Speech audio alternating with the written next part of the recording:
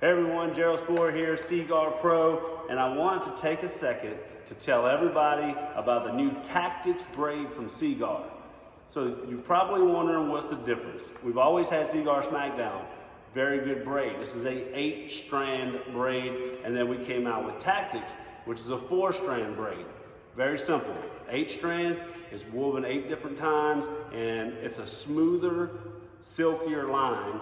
4-strand braid, woven 4 times, and it's rougher.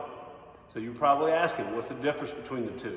Well, there's a few different times where I was using Smackdown for everything, but there were some applications where I really wanted a braid that cuts.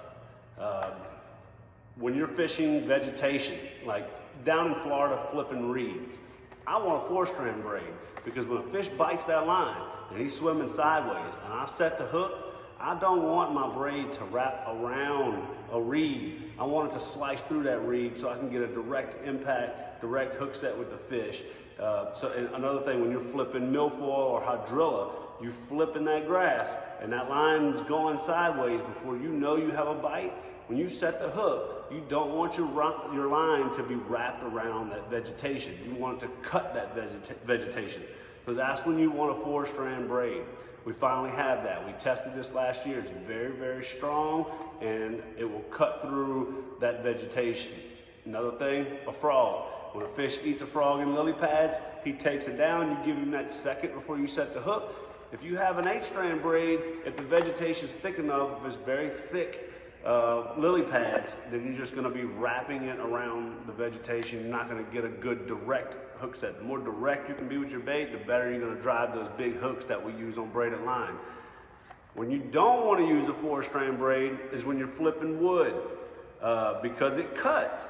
You can cut into that wood and wedge your bait into the wood, or wedge a fish down into a wood, a lay down, a bush, buckbrush, whatever you want to do. So I don't like to use the 4-strand braid for flipping wood. That's what this one's good for.